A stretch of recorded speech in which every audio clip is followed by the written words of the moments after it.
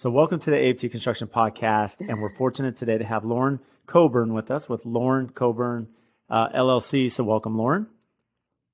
Thank you so much, Brad. I'm so excited and honored to be here. Yes, and you are. Thank you for having me. Yeah, and you're joining us from the great city of Chicago. So thank you for making time today. And let's start here. Let's start here. So how do you get your clients? You know, how for lead generation? Where do you find them?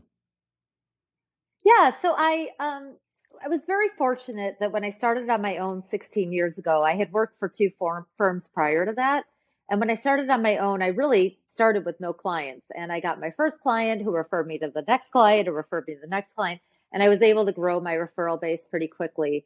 I would definitely say, and I think my colleagues would mostly agree with me too, the best clients are always referral, because they generally are great people who come from great people you know who you want to work with. I've had several publications, I've gotten calls from publications, but at the end of the day, mostly the best clients really are referral. There's a lot of advantage to that. I've realized in my career, you know, the referrals, as you mentioned, there's a comfort, right? There's a understanding. There's, I don't want to say education, but there's a familiarity, right, with you and the client. And so as they refer you, you're a trusted resource. And what's interesting, I've seen how social media now is, I would say, an ally to that, because before it was word of mouth. You rely on that, whereas now you could essentially build your personality on stories and on your page and feed, where people feel they can see your systems, they can see your protocol. You know, in addition to that, we have other resources. As you mentioned, you've been nationally published. You've, you know, been featured from award-winning designs. And so have you seen that gravitate into lead generation as well? I think that actually the publications, and again, the other designers that I've talked to kind of agree with me. I think that publications are really best for when I'm, interviewing with a client and they want to know where I've been. It helps to really show where you've been published. You know, people want to see you've been published. They want to see the credibility. For me, the publications are more helpful in that respect. Once I've already gone to an interview, that might be a referral from another client. I think, I know I have gotten good clients from publications, but I think the beauty of referrals is that somebody you've worked with is telling somebody they know how nice the experience was. And I think in this day of PR, I mean, social media and Instagram, there's so many places that, like you said, like people can get their personality out there. People can see their work, they can be heard. But what you don't know is what that person's like to work with, right? And so if you're brought to somebody who was referred by one of your other clients or a friend, they've obviously asked about the whole working experience. And I think that's really hard. I tell people it's very hard to find that combination when you're interviewing architects, builders, and designers. It's like finding the chemistry and somebody you really want to work with, and someone whose work you like, and someone who you feel is going to, give you what you want and not what they want, and really understand what you're looking for. The relationship is so important. And I love that you brought up that point, because so many people miss that. You know, a lot of our customer base, and I'm sure it's similar for you, look, budget is super important. Price is super important. And there's some sticker shock sometimes. And especially if they're looking at numbers and maybe bidding you out, or looking, okay, Lauren, what's your fee for my house? And you're this, another designer's this. But what's hard for them is to say, okay, what does this look like in 2 years from now when the project, as we're working together, essentially married for 2 years and working through the project? And it's really hard for us to interview the client to know how they're going to be. It's hard for them to interview us and really create that that trust from the beginning without the referral. It makes it really difficult. It really is. And I'm finding that I think what people don't think about is, they could interview two designers with, two very different hourly rates. Now, one designer might take 1 hour to do something, whereas another more experienced designer who's more per hour could take less time to do something. So the hourly thing is very hard. It's very hard for designers to figure out. It's very hard for clients to figure out, because they don't know how efficient you're going to be. And I think that especially in COVID days, I've found that people are really wanting fixed fee for that reason. They don't want the unpredictability of the hourly. They want to know now, this is what the project's going to cost, and it's not going to change. I love that you brought that up. There's a lot of value there, being very clear as far as what our fees are, right? You have to have fees to be in business and, cover your overhead and everything, the services you provide, as well as we do. And, to convey that is really important so the customer has at least some feel of what the project's going to cost. And I've also noticed, sometimes we do ourselves a disservice. The term transparency is always used, and it's a tough one with customers because there's a difference between, honest and integrity, but also transparency. When I go purchase something at Costco, I don't know if I buy Samsung TV, I don't know every single piece that they're working with, to put this TV together. And I look at it for designers. I've worked with some designers that, look, here's our fee for the house. We're going to bill you in phases. We're going to, at this phase, we're going to bill this portion in this phase. And it's a good process. And I've seen where some designers are so transparent. I spent an hour and a half looking for paint colors, and here's this small fee for that. And then the client freaks out because they're like, this took you an hour and a half? Like I could do this in 30 minutes. I'm being overbilled. Yeah. And so sometimes you kind of give away, the whole process, even though there's a lot of time that the client doesn't realize that you spend to pick a paint color. Right. Sure. Or you're going to find fabrics and you're waiting for a half an hour for them to pull the fabrics, and there's only one person there. And absolutely. And you're trying to, make it work with all the other finishes and design, and you're thinking down the road. I mean, there's a lot to this. What's the sheen going to look like? What's the lighting of the house? And everything's LED. So depending on the Kelvin we pick, it's going to change how this looks. I mean, there's a lot of things that the customer doesn't look into. And you have to call 10 times, many times to get one answer. Right. I mean, it's not like, it's not like other professions where you just assume if I call and ask a question, I'm going to get an answer. It sometimes it takes a little longer to get information in our industry. So, that it can take time. So how do you ever have clients that come to you and say, Lauren, okay, your fee is going to be X, and I don't expect you to tell everyone what your fee is on this conversation, but do they ever come to you and say, I know so-and-so that's going to do it less, and you're here. I mean, how do you navigate that conversation with the client? Well, I'll tell you, when I first started my business, I decided I didn't have any clients, and I decided I'm going to do something very unorthodox. I'm going to ask everyone I know what they're missing from a designer. What is not out there that you would like when working with a designer? And I decided to take all these comments and create a business that was not like any other designer I knew in Chicago at the time, and they all thought I was nuts. And I decided to pass on my cost 100% on everything I sold. I charged a high hourly to do that. I charged more for my time, but my clients loved that because they could understand paying for my skills and my time. They couldn't understand why I'm making more money to sell a more expensive product. And they also liked that it took away the ulterior motives of pushing, the $10,000 rug against the $2,000 rug so I could make a bigger markup. So that's how I really started my business. And I grew very busy very quickly because that was truly transparency. In 15 years ago, this design was total smoke and mirrors. I mean, it's more transparent now than it used to be, but it used to not be. And so I really did take the smoke and mirrors out. I mean, I took my clients to the mart. I showed them how to decipher the code on the tag. They absolutely knew what my cost was. I couldn't have been more transparent. And that was really how I grew my reputation over the years, is being honest and being transparent. But, there's always, people focus, I think, what they're spending and not what they're saving, right?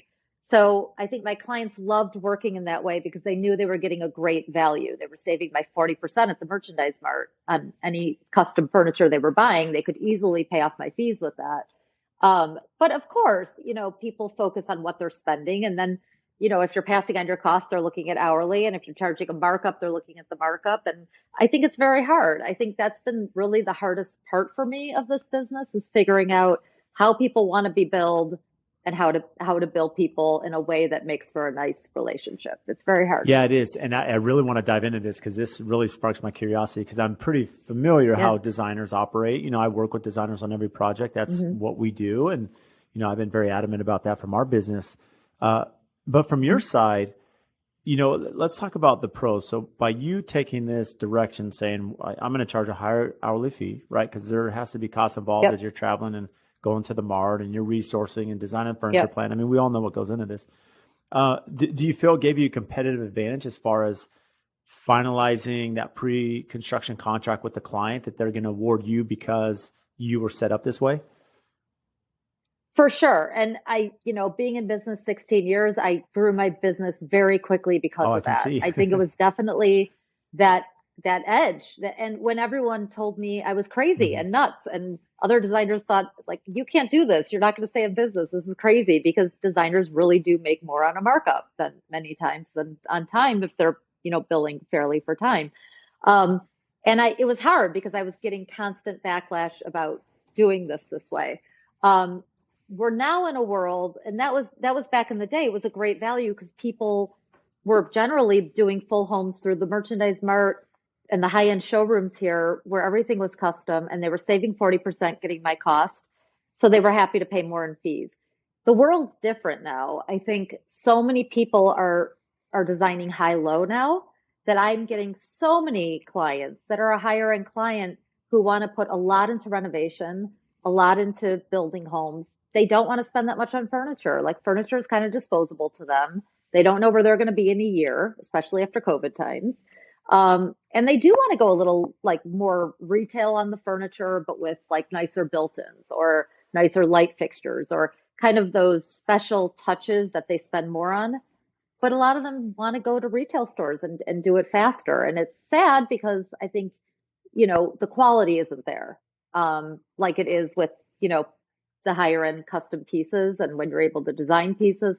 But with that shift to retail, that model didn't work as well anymore. So really now what works better for me is a little bit of a lower hourly with a small markup on product to order the product and handle it. It's essentially a handling fee. Just because I'm handling it, I'm dealing with issues, I'm dealing with breakage. Our quality control has gotten really, really bad in our business. And so my assistant and I are solving issues all day long, broken furniture, things not crated. There's just a lot of that. And so it's really hard now to not charge some kind of markup or handling fee to handle those things. But that's been the shift, I think, is that people, I can't get the discounts at retail stores that I can through custom sources. And so my billing rate and my billing system kind of had to change too. And I'm working with flat fees now too. I'm trying to just respond to, what people are asking for, but it's very Yeah, hard. I mean, you have to shift your business. I mean, as Hmm. as technology changes, information, Amazon's huge, right? People can look anything up. I mean, there's Yep. ways that dictate our market, but I, Mhm. from just my opinion, listening in to what you're telling us, the challenge I see, I see the advantage where you're like, okay, I'm young in my career, I'm going to build this, and it's really going to exponentially grow my company, which it did.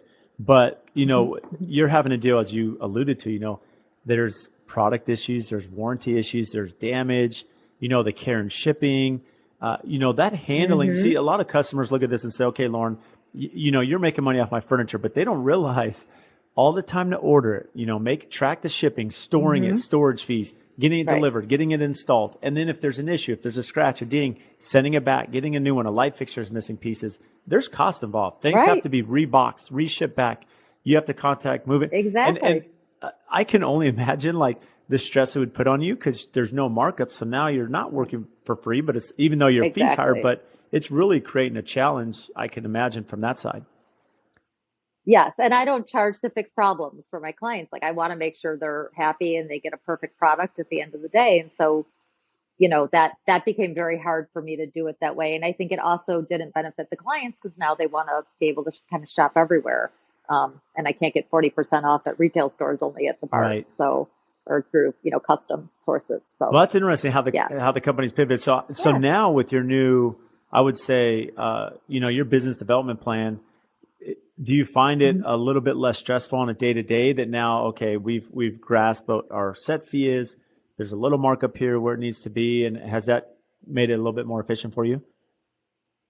Yes, definitely. And I was really afraid of the whole fixed fee concept, but I'm really kind of a fan of it now. I think it's really hard to figure out sometimes, like with decorating. It's very hard because we don't know where we're shopping, what we're buying. Are we designing furniture? Are we running to Crate and Barrel and picking one of three fabrics and ordering it? Like, we don't really know the time involved by just meeting somebody and talking to them. And many times people don't give you, a budget number. They don't necessarily know a budget number. So I think that you know that the fixed fee has been really good. I think in terms of client relationships, because I think you get it out of the way, like this is what it's going to cost, and we can relax. And you're not worried about getting an hourly bill at the end of the month and how many hours it must be. I'm not worried about having to bill you because it's never fun doing billing. You kind of get that out of the way. And I really like when I can figure out a flat fee for a project. It's much easier on like renovation to figure out a flat fee than on decorating. So when I can do it, I think it makes for a really nice relationship. So do you find that with your database that you've had, as you've done so many projects over the years, furnishings and interiors, do you have a database where if I'm a client and I'm Brad, I'm coming to you saying, Lauren, I want you to do my 5,000 square foot house. Would you give me a ballpark to say, based on your aesthetic and style, you're probably going to spend X dollars a square foot on furniture, right? You need this much for furniture budget. You're Yep. going to need this much for, design. Yep. Yeah. So building 3 homes ground up right now with architects and builders, and I am working in that model. I figured out, a flat fee for the whole project to be there from the beginning straight through and building the home, being a part of all of it. And then that flat fee is including the furniture and decorating the whole house. But then I'm doing my 20% handling fee to order furniture. So we don't know what the furniture is going to cost, but I at least know I'll be given the handling fee to cover anything that goes on. And then I have this negotiated flat fee that everybody thinks is very fair, and it's nice. It got it out in the open, and no one has to worry now about where my fees are going to go. So it's I really like working that way when I can. And I'd imagine it's a little bit easier relief on accounting too, because, being that straightforward where it's a set number, here's the accounting, Yeah. it's a little more streamlined, from that angle. Well, I still keep a very detailed record of my time, what I did, because I do like to look back and see, and do the research and see how many hours did a project of this size take. So I have that research because I haven't been doing flat fees for that long. I'm probably only a year and a half.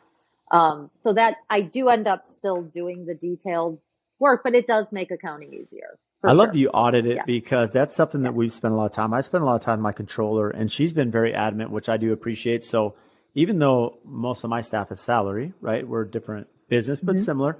All my team, their salary, they're working, they're billing, no matter how many hours they're working, they're billing, let's just say on a 40-hour week. But what they're doing is they're assigning time to each job. And the reason we do time cards, and we're so adamant about time cards and really managing that, is so that she can, at the end of the project, say, this home that's a hillside, modern home. This side, it's a traditional home. This one is transitional, right? Modern farmhouse, whatever it is. Yeah. We really have a good feel now when a customer comes to me. I know how many hours it's going to take, the supervision, if it's a hillside, flat lot, what's our cost? Because I really need to understand what's my cost to manage this. Yeah. And it's hard too, because I never like to push clients into doing or buying anything. Like, I don't want a client to move forward with something unless they feel great about it. So what's hard with the flat fee is just guessing in the beginning, is someone going to want to see 100 sofas, or is somebody going to want to see one sofa that they love? And the one that sees 100, they usually go back to the first one they love. So I think that the unpredictable part of a flat fee is how long will the client take to be comfortable moving forward? I know how long it's going to take me. I know I can work efficiently, but I don't know that missing piece. And that's what I don't have a crystal ball, to figure out. Yeah, so this is my magic question for you, because I'm curious how you vet the client, because what's really tough from your perspective as a designer is you meet a client, and how do you know, as you mentioned, the crystal ball, how many changes are they going to make? Do I have to show them 3 faucets? Do I have to show them 23, right? And as you mentioned with the furniture, so how do you gauge or vet the client to know how much time they're going to utilize from you or exhaust you, whatever it may be, depending on their ability to make decisions? Well, I think, with building homes, I'm taking that gamble, right? Like I'm going off of what I know, I think I know, and my instincts, and what I think it's going to be, but it certainly is a gamble because it's an open-ended scope. It's like, this is the scope, but I don't know how long this is going to take. With my renovation or my smaller projects, many times I will cap the hours, or I'll say, this is for, 3 versions, or this is, for three different presentations, or I will kind of, create parameters for a smaller project.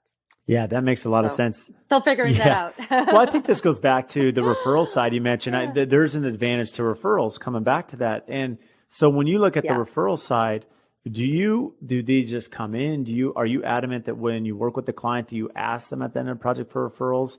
How often are you picking their brain or asking them to send clients your way? So I never do. I'm very bad at that. I'm very bad at asking my clients for referrals, and I'm bad at asking them for quotes and testimonials and asking them if I can come in and photograph their home. That's just all very hard. It's hard for me to ask people to intrude. That being said, every brilliant business advisor I've ever spoken with, that's the key. You're supposed to ask every client for, so I am making an effort to try to, mention that to my clients that if you know anyone as wonderful as you looking, for a designer, I'd love it if you put in a good word. And, the funny thing is I think so many of my clients are happy to do it. And I just assume they're going to think of me and refer me, but sometimes they may not. Like I've contacted old clients I haven't talked to in 5 years. And I thought, well, they would have called me back if they had another project and wanted to do something. But then when I call them, it's like, oh, I've been meaning to call you. It's been so long. Let's do this now. So I think people don't necessarily think about it. I think that they, sometimes need like a little reminder, like, I'd really appreciate it if you thought of me. Yeah, it's interesting because sometimes, So, the mentality of the client, they may think, oh, Lauren's busy now. Her business is more successful. She's yeah, published. I mean, even though you're providing the same service, there's, maybe a fear of reaching out because they just think that you forgot about them. right. Yes. And so I am trying to work on reconnecting more, and really asking my clients to think of me more and asking for testimonials, which is hard, but they're usually more than happy to do it. It's just, it's always hard for me to ask. Yeah, I So, think the same thing. It's yeah, hard for me to ask too, and I've tried to make a goal of that. I do see the value because as you have reviews, whether it be on Google or, other locations can really help the company because as people are researching you and if they're a referral, they want to know yeah, about you and they want to know what other people's experience was working with you. And, it's really important, especially in the vetting process. I know when we're interviewing clients, one of the things that most of us, we're pursuing the project. We want to win it. We're going to put our best face forward, right? So they're interviewing us, hmm, but I think a lot of builders and designers and architects fail to interview the client because there could be some red flags the client may have. absolutely. And so are there any questions that you ask the client in that interview? Because I know they're coming out to interview you, but do you reverse that at all to make sure that it's a good fit for you? Well, I'm really careful. Again, I think I'm always very cognizant of the fact that many clients hire designers and the designer doesn't give the client what they want. The designer gives the client what the designer wants and what they want to see in a picture in a magazine. And they lose sight. They don't listen to the client. And they don't listen to really how the client wants to live and what the client wants. And I really try to pay extraordinary attention to those details and really what my clients are explaining to me, even when they think they have no idea what they want, talking to them about the way they live, talking about to them about the way they want to live. And the big thing too is really like having them show me imagery. I always ask before a consultation, please pull pictures of rooms you love, aspects you love of a room. It doesn't have to be the whole room. Stuff that we can look at and I can look at that. And even though I design in many different styles and my design aesthetics are very versatile, I can look at their imagery and think, yeah, this is exciting me. I can go there, or maybe I'm not the best person, for the project. So, I think that seeing what they love aesthetically, I think really helps me. And then talking to them about really how they want to live and how their families want to live. And I think like now, and what I've really noticed that was kind of a light bulb moment for me is for years, I feel like hiring a designer and, I always say like, I'm on a mission to make people love their space. I want people to love their space. And for so many years, hiring a designer was about making your home pretty and making your home look good. After COVID times, hiring a designer now is about, it's an emotional connection to your home. It's an emotional connection to your family. It's creating the vibe of connecting with your families, reconnecting with your families, disconnecting with your families, everybody working in the same house and getting along. I mean, people have really formed this very emotional connection to their home. And now it's become even more so about efficiency and about, the home really working for them and their family. one house I'm building right now in particular, the clients are very, very particular about only building a house that houses everything they need. They're not doing extra space. They're not doing extra rooms. They're not doing rooms for hobbies they don't have. They are truly, really thinking about every inch of the space and how their family is going to use the house. And it's not your stereotypical home. I mean, we're doing things that are not normally seen, necessarily, that are kind of out of the box ideas. I'm working with really extraordinary architects who have great imaginations. And, we're thinking outside the box to make sure we're creating a house that they are going to use every room of on a daily basis. And that house is going to be very efficient and that their families can have the right experiences together and enjoy spending time together and enjoy disconnecting and that house is really going to work specifically, uniquely for them. I love that you shared that because, a lot of the rhetoric, I'll say, or at least some of the perception, in our community is people will say, hey, Brad, you're pushing designers. So the designer's going to drive up the cost of my house, right? Because they want it, they want to put their imprint on it, and style. And I've seen that most designers are similar to you, Lauren, that they're not looking for an ego boost. They want to do what's right for the client based on their living and style. And what we've tried to help educate the public is to see, look, when you hire a designer, it doesn't just increase the price. You have to understand the designer spent many years resourcing and working with vendors, and they have a lot of options that I probably don't have, or you will not have as a client, because they've worked with these vendors. They know 20 tile manufacturers and suppliers that they can work with, right? So that gives you more flexibility, more versatility. And then what the point you made that's super important is I've seen now, especially with what we're doing in the last year, COVID has changed everything. So a lot of people that had their home, they came, they slept, but they're traveling, they're at their office, so many different things. Well, now you're stuck at home, per se, you're locked in. And how does that inspire you? How do you feel? Are you connected to your home? Are you, when you have to do Zoom calls all day in your office, is your office look nice? Does it inspire you to get work done? Is the lighting good, right? Does it give me energy? Yeah. And you think about resale. I mean, having a designer, you already know that the resale is going to be better. Your ROI is going to be better because it's going to look right. So I'm sure this is something that you've seen really revolutionize and change in the last year. Yeah, well, I think the reason why I'm always so pro team, pro collaboration is that nobody can do everything, right? And so when I look at projects I've done where I have done everything myself, they're nowhere near as extraordinary as the projects where I've collaborated with other professionals. I mean, I will never pretend to be an architect. I will never pretend to be a builder. I will never pretend to be a contractor. Like, I need those professionals to collaborate with me. I think one void that I tend to fill in all my projects when I'm working with other types of professionals is really figuring out what the client wants. My instincts are very strong to really figuring out what the client wants aesthetically, what they want logistically, what's going to work for them. And I can usually help the team with us getting there, like where the rest of the team is like, I don't know what they want. I can usually really figure out like what they want. And so I'm kind of the one that has really good instincts and can kind of help the team get to a place of like, this is our vision. This is what they want. This is what's going to work for them.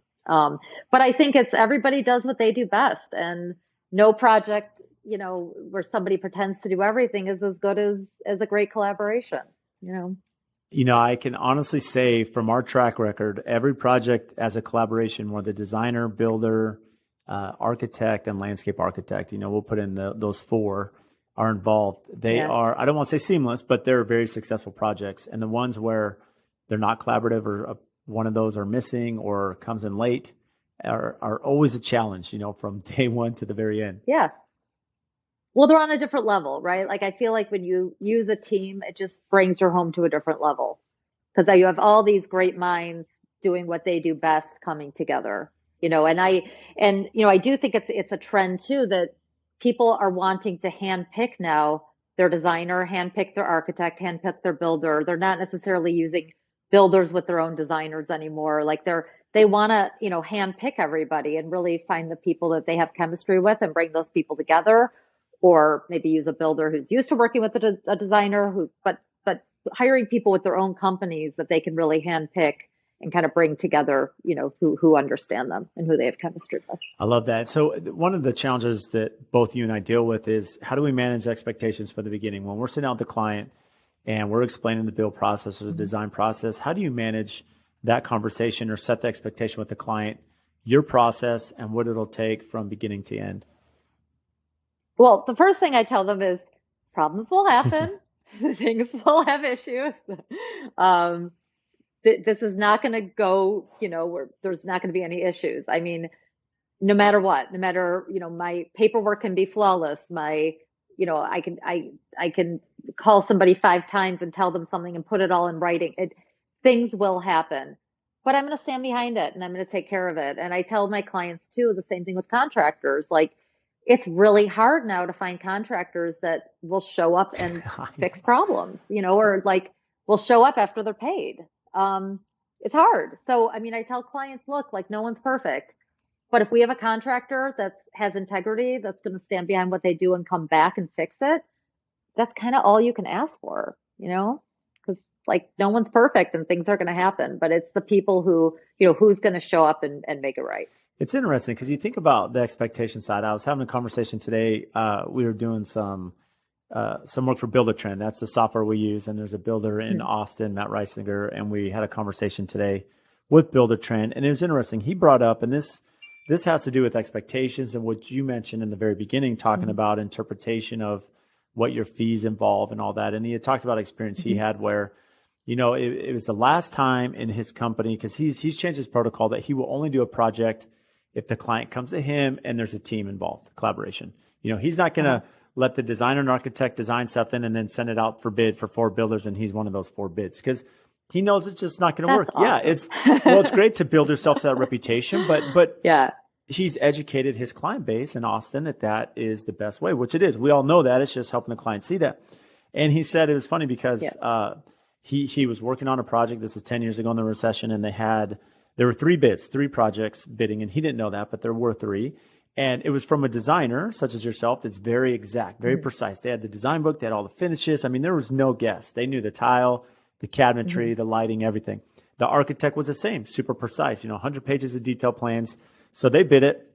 And of course, builder A is $1 million, he's 1.1, and then the other builder is 1.3, right? They're a little bit apart. Right. And so he ends up winning the job, and he asked the client, he said, well, why did you pick me? And he said, well, I threw out the lowest, the highest, you in the middle, I took you.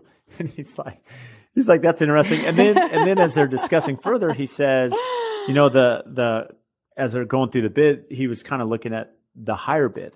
And the only difference was that he had bid more of a, not production style, but more of a built in place cabinetry for all the house, whereas the higher bid had done a furniture bid, right? Furniture, custom cabinetry. And then there was one other, there was only 2 bids that were different. It was the cabinetry line, and then it was something that had to do with the concrete sub. And he's like, that's amazing that all it was, even though we had specs, there was just a differentiation in interpretation of what kind of cabinetry and concrete, right? And here we are. See, it's not apples to apples. It's not, even with all that detail. And the customers, it's I look at it for me, when I get 3 concrete bids, and I've been doing this forever, it's hard for me to decipher, these 3 prices aren't the same. Well, who's excluding what? What did they miss? What don't they have? Right. And that's the toughest thing that you and I have. Right. So and you take, the contractor who's outsourcing all his subs and has to kind of guess at what those prices are going to be from companies that, people who don't work for him directly. And then you take the contractor who has all his own guys, like somebody I use a lot, and he knows precisely what those guys are going to charge, what the timeline's going to be, because they all work for him. And so you take the other contractor, it's a guess. I mean, those are guesses, right? Whereas this other contractor is much more accurate, but might look a little higher. And so it's like, and you're right, like one contractor might be putting in a much higher level of cabinetry. One, might have, extra expenses in there when the other one doesn't. I mean, it's very hard, I think, to get apples to apples bids. And same thing with designers. I mean, I think it's so all over the place in terms of, what people include in bids, how they try to sell themselves, what they show, what they don't show. I think it's really hard because, if there was just more of a standard way that everybody, charged on the same level and people could really choose the designers they wanted to work with, I think that the world would be much better. But, some designers are better at selling themselves and some are not as good at selling themselves, and some are great at making them sound less expensive and they might be more, right? So, I mean, that's kind of like the catch 22 with all this, that I think is hard. So it's interesting, looking back at your career, Lauren, I mean, you had some amazing experience. So, you worked for Tigerman McCurry early on. So how did that Hmm. relationship come Yeah. to be for you to get this amazing experience with a very respected firm, that's really helped catapult your career? So I went to school at the Art Institute of Chicago. I was the worst one in my class. I was the one that would come into every critique and get a horrible critique. And I was always like dressed well and I was always presenting well, but my drawings were horrible because back then we didn't learn AutoCAD. It was all like hand drafting, and I was terrible at it. And all my classmates would come in with these beautifully drafted drawings and they would get praise at every critique, and I would go home and cry. And it was like really hard experience for me getting through college. Um, my very last critique at the Art Institute was with two very legendary women in our industry, Holly Hunt and Judy Niedermeyer. And they came in as visiting critics. They were like the first visiting critics. I had always had teachers and academic teachers. And they came in, and it was our first high-end residential project that I had in 4 years. That was our last, semester project. And it was a super high rise, no, no budget, money was no object, high end condo in Chicago in a building that hadn't been built yet and is now very high profile.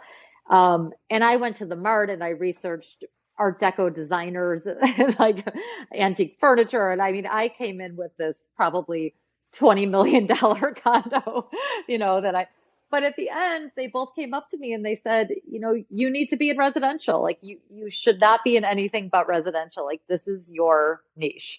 And that just made me so happy that two such high profile, amazing, talented, incredible women, could see something in me because nobody ever had. And so I sent my resume out to lots of architects and designers. I knew I very much wanted to be a designer, but I really wanted to work under architects, and develop a good architectural eye.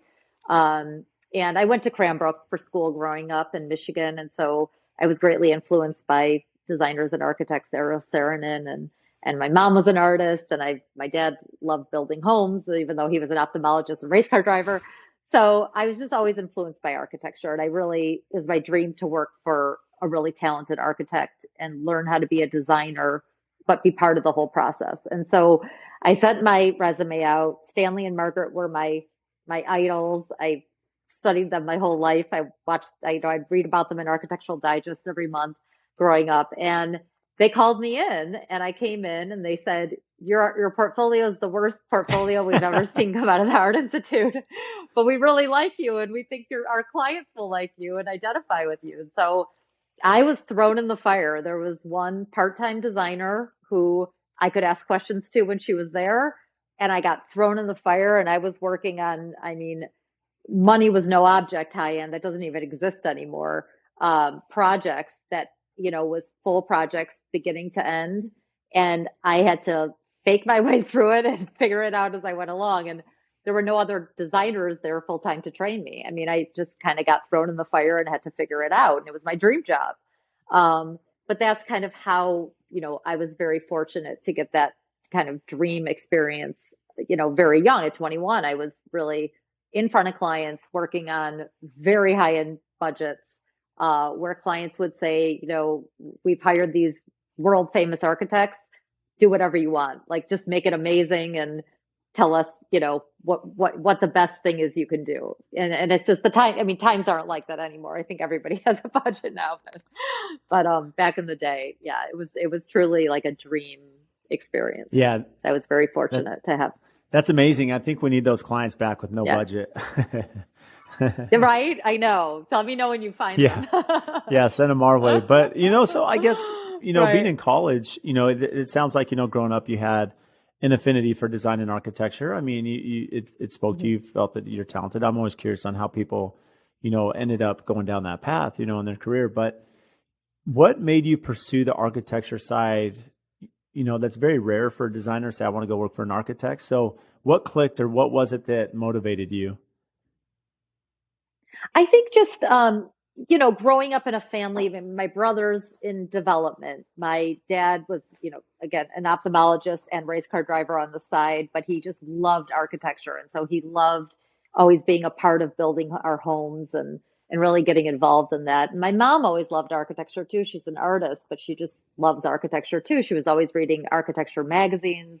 So I would read them. And I just have, there's always been something about the full process of not just doing an interior, but making the interior and the exterior come together as one and creating that continuity that just intrigues me. That has always intrigued me.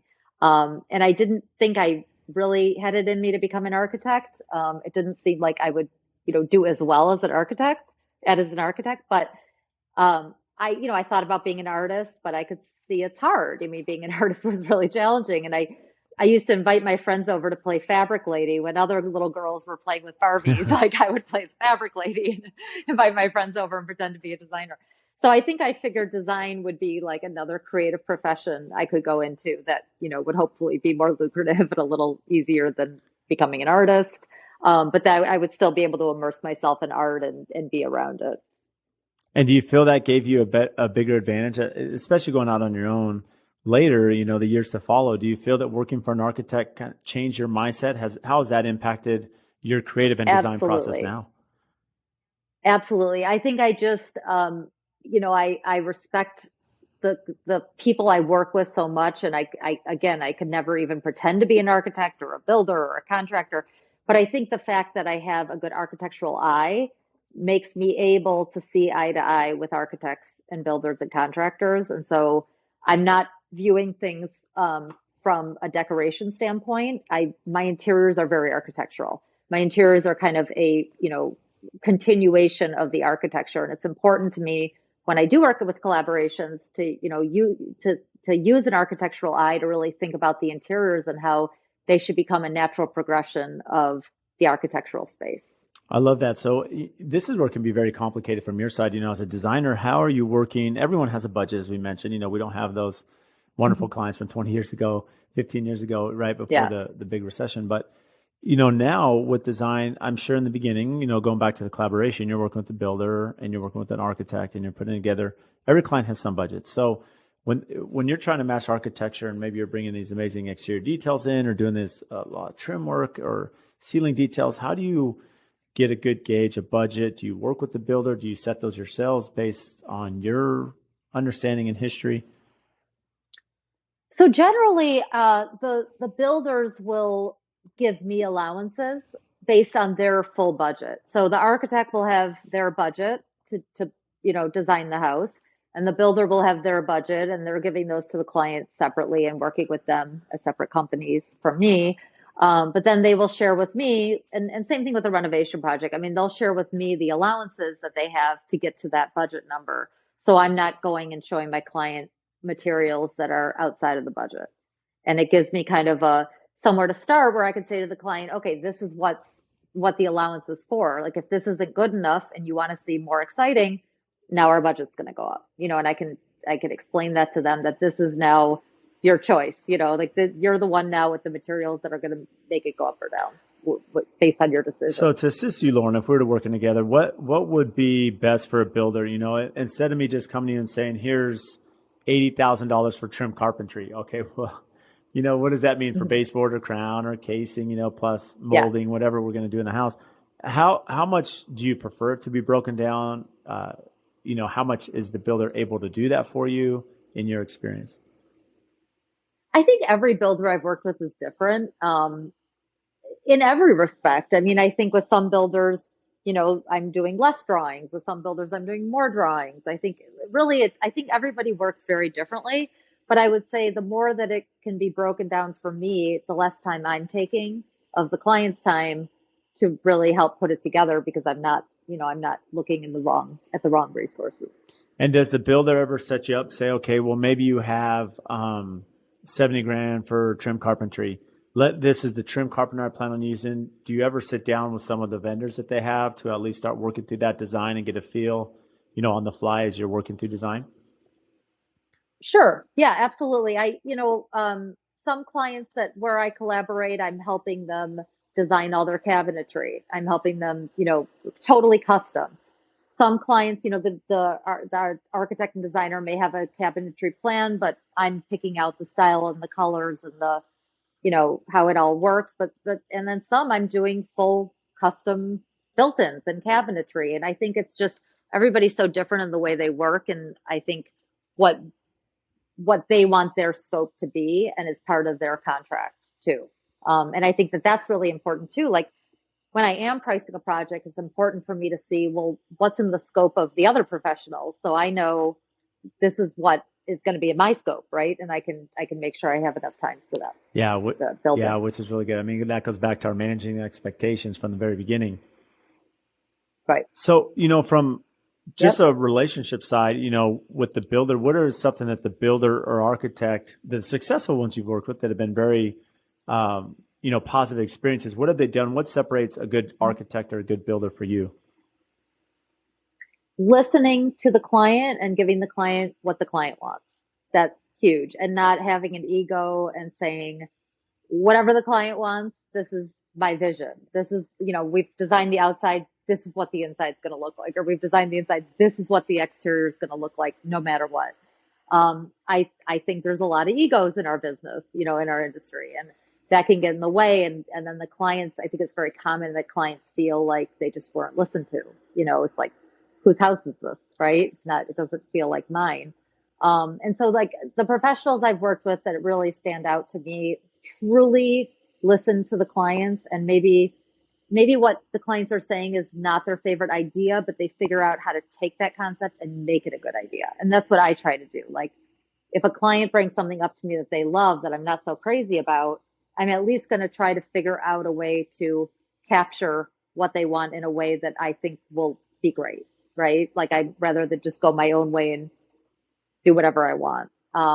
So I think truly, like I always say, like the really talented designers can design different styles and they can give the client what they want. They're not doing the same look in every home. They're not creating the same thing for everybody. And the same thing goes for architects and builders. I think the ones that really listen to the clients and can be diverse enough aesthetically and logistically to really give the clients what they're asking for, I think those are truly the talented ones and the ones that come back to fix things and are there for the clients and are nice to work with, right? And give a nice personal relationship. Because a lot of this is quality of life too. It's about the relationship and it's not just the work. You want to love your space, you want to love your home, and you want to love the experience of getting there and afterwards, right?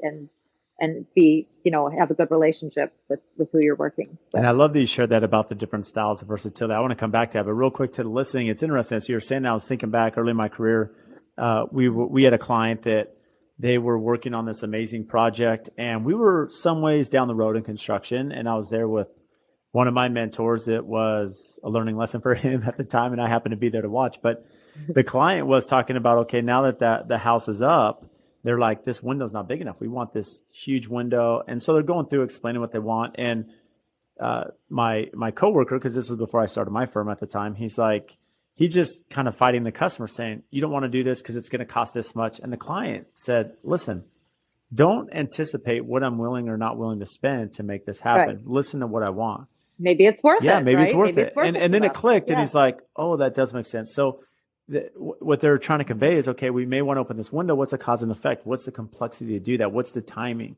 I'm not worried about price. Just tell me, Yeah. what I'm up against. And I think that's really Right. important. That helped me gauge as I'm problem solving, because as you mentioned, there's always problems and issues in construction, and there's changes and late breaking changes. And what's really important that when those changes come, we don't fight the customer. We listen to what they want, and then we give them, here's option A, B, and C to execute that, or cause and effect that'll come with it.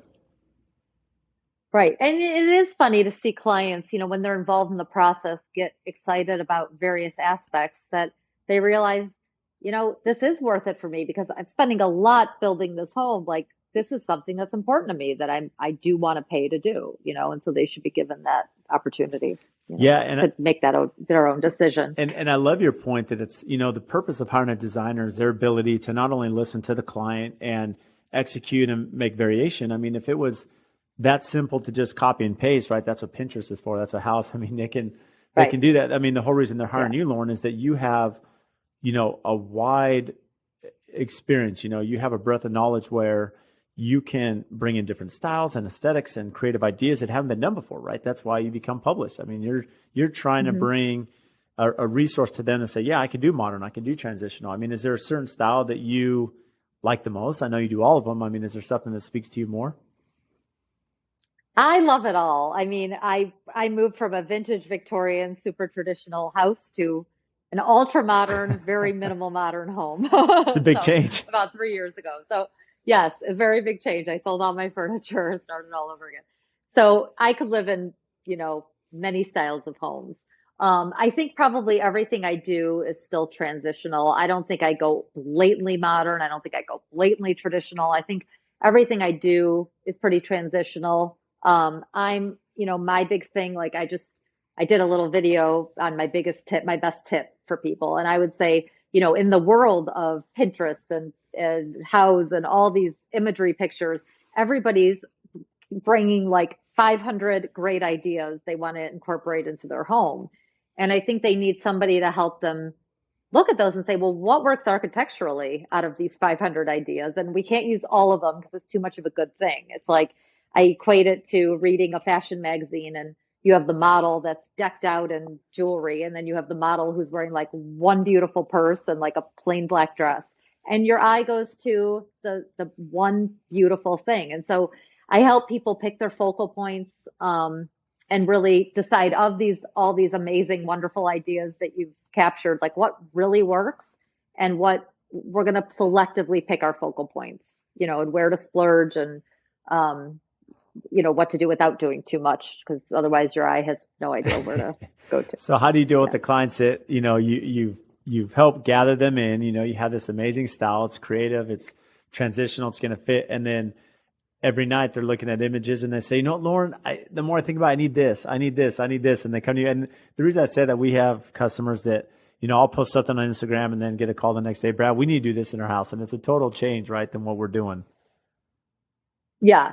It's hard. It's hard. And then I also get like sometimes like clients will be like overjoyed about a concept we come up with. And then they'll say, oh, my friend came over tonight. She thinks I should do this. Then Yeah. another friend came over. She thinks I should do this. And it's like everybody's going to have an opinion, right? Like everyone's going to tell you something different. So that can get, that can get tough. But I try to keep people focused. And at the end of the day, I always say, like, besides being a designer, I just try to be the client's advocate. Like, I try to help them through the process. Like with renovating, it can be so daunting. So I try to like, hold hands with the client, help them through the process rather than just being the designer. I'm very much kind of like the client's advocate. I'm kind of like, I'm not project managing the subs, installing the tile, but I'm project managing the client to make sure they're happy and helping the team communicate with each other tends to fall into my role a lot. So I try to be patient with people and kind of walk them through, and then also help them just with the order that things should be done and where they won't waste money later and have to redo things, and to phase out projects correctly so they know what to do first and what to save. So have you had to make adaptations to your business? As the clientele's changed, especially in the last 10 years, and Yeah. access to information, have you seen, your business philosophy or communication change with that changing influence? I'm trying to, I've always focused on really listening to clients and what they want, but I'm really trying to hyper focus now on, you know, the way we need to live in our homes now is unique for every single family. Every family lives differently. Every family needs different needs. And with the unpredictability of the times, I mean, we don't know in a year if we're going to be quarantined again and everybody's going to be working at home and homeschooled at home. I mean, upstairs, 3 floors up, I have my husband who's an attorney working in his office. I have my son right now in his room doing, remote learning, and I'm down in my home office. And we don't know if we're going to be here in a year, right? So I think it's really like, I think we have to think about that now when we're working with clients. It's not just about, I want to make your home beautiful. It's, I need to make your home function and make it work for you. And if this happens again and we all find ourselves back at home again, after the world normalizes and then goes back, no one knows. I mean, there's kind of this unpredictability now. And so we have to, make it work in that respect too. So what's interesting now as we close this, when you're designing a home, and let's just say it's a new custom home, What's your favorite Yeah. room or aspect of the home that you love to design? Powder rooms. Really? I love great powder rooms. Yes. I love like amazing wall coverings in powder rooms. I love creating little jewel spaces in powder rooms. But that's hard. It's hard. There's a lot of spaces I really like, but powder rooms are just kind of little like gems, that you can have fun with. It's funny you So, said that because I've yeah. worked with a couple designers that they definitely would agree with you. And what's fun is we have one project and the house is very traditional, and then you go into the powder and it's like so modern. I mean, it doesn't even, Yeah. it's not even consistent with the rest of the house, but that's okay. It's meant to be that way because it's not that it's whimsical. It's just, it's a fun element to the home. Yeah, my own powder room, I have a Maya Romanoff little glass beads called Bedazzled. All the walls are little glass beads in a charcoal gray color. And when I go into my little jewel box, I feel happy. Like it's my happy place. And so I think like powder rooms can become your happy place. Oh, I love that. That's awesome. So what's upcoming and exciting for you, Lauren? Just these new homes I'm building are great. I love working with clients who have never worked with designers and teaching them the process now because they are, prioritizing using a designer now for different reasons when they never used to. I love working with my clients who have built 10 homes and just need me to back up their decisions and help them get through the process, and kind of be their consultant.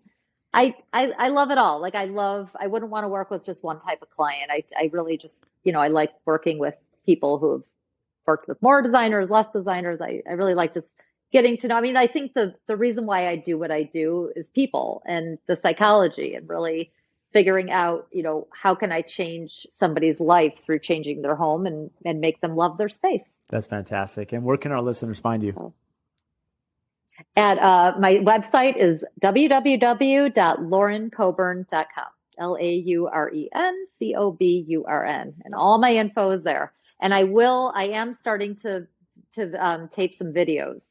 So I will have videos coming up on my website. Videos do really well. I can tell you, I've seen, videos and yes, you're the best. So I'm learning from you. I watch your videos and I think, okay, I need to do that. I just need more time to edit them instead of being so generic. But no, this has been amazing, Lauren. No, it's very intimidating for me, Yeah. but I'm slowly getting more comfortable each time. Yeah, it is for all of us. But no, there's a lot of value there. But you've been amazing, Lauren. Thank you so much for joining us today. Oh, thank you, Brad. Thank you for having me.